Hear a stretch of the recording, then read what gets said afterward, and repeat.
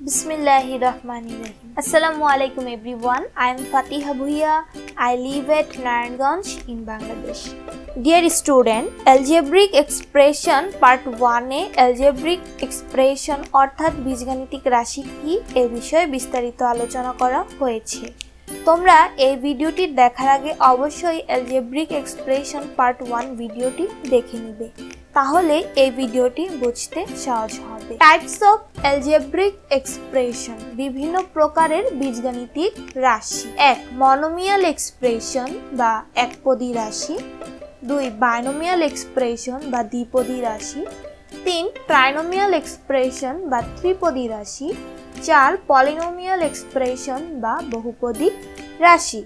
মনো অর্থাৎ এক, বাই হচ্ছে 2, ট্রাই হচ্ছে 3, পলি হচ্ছে মেনি বা বহু। যে এক্সপ্রেশনে একটা পদ থাকবে তাকে বলবো একপদী রাশি। যেমন 3x, এই এক্সপ্রেশন 3x কিন্তু একটাই পদ, তাই আমরা এটাকে বলবো মনোমিয়াল এক্সপ্রেশন। যে এক্সপ্রেশনে দুইটা পদ থাকবে তাকে বলবো দ্বিপদী রাশি।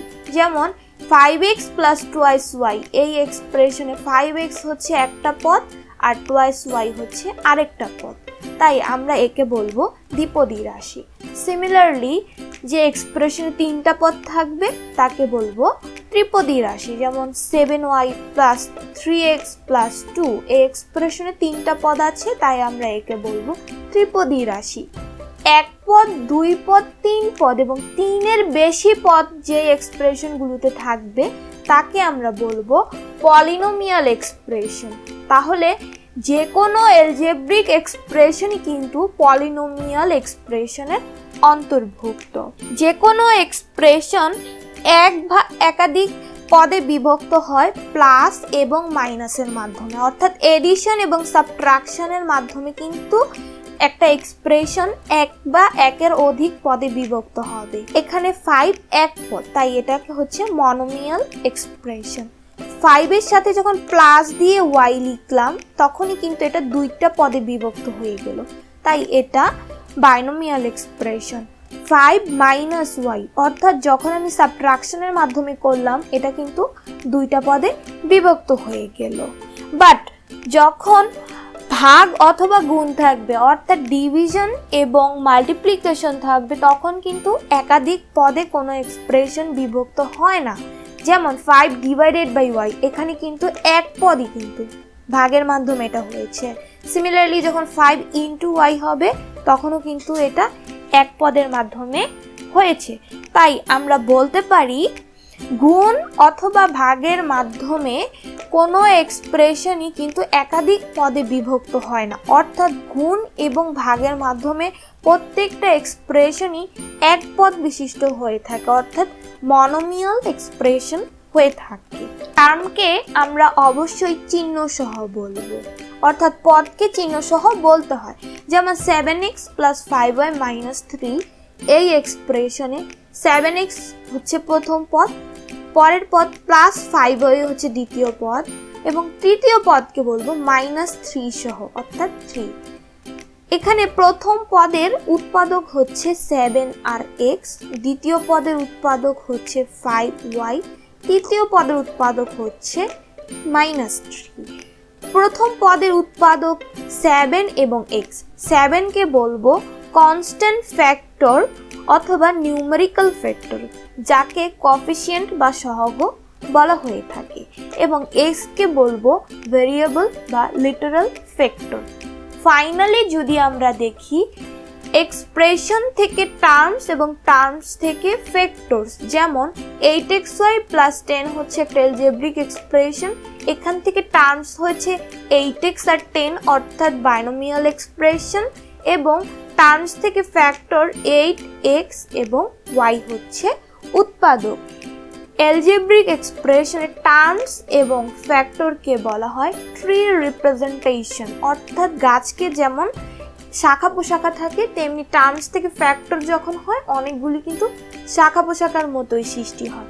তাই algebraic এক্সপ্রেশনে টার্মস এবং ফ্যাক্টরকে ট্রি রিপ্রেজেন্টেশন ডাকা হয়। আমরা একটু আগে বলেছিলাম নিউমেরিক্যাল ফ্যাক্টরকে কোএফিসিয়েন্ট বলা হয়, যেমন 7x + 5y - 3। এই এক্সপ্রেশনে x এর সহগ হচ্ছে 7, y এর সহগ হচ্ছে 5 এবং -3 সহগ কিন্তু -3। অর্থাৎ যখন কোনো ফ্যাক্টরে শুধু কনস্ট্যান্ট টার্ম থাকে তখন ওই কনস্ট্যান্ট টার্মই হচ্ছে ওটার coefficient. Similarly 5x + y + z, এই এক্সপ্রেশনে y ও z এর সাথে কিন্তু কোনো কনস্ট্যান্ট টার্ম নেই, অর্থাৎ এখানে y ও z এর সাথে কিন্তু মনে মনে 1 গুণ আছে, তাই এই এক্সপ্রেশনে y ও z এর কনস্ট্যান্ট টার্ম হচ্ছে 1। লাইক টার্ম অর্থাৎ সদৃশ পদ, আনলাইক টার্ম বা অসদৃশ পদ।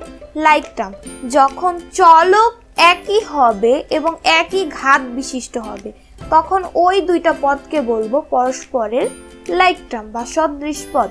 এখানে এই এক্সপ্রেশনে 3x² + 2y + 5x² + 7y, এই এক্সপ্রেশনে 3x² এবং 5x² হচ্ছে পরস্পরের লাইক টার্ম, কারণ এখানে x দুই জায়গায় কিন্তু x আছে এবং পাওয়ার কিন্তু দুই জায়গায় হচ্ছে 2, তাই 3x² আর 5x² কে বলা হবে পরস্পরের like term. Similarly 2y 7y।